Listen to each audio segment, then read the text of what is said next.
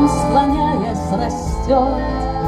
А может, она начинается с весенней запевки скворца, и с этой дороги проселочной, которой не видно конца.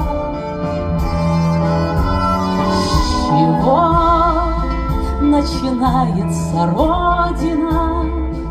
С окошек горящих вдали, со старой отцовской буденовки, что где-то в шкафу мы нашли. А может, она начинается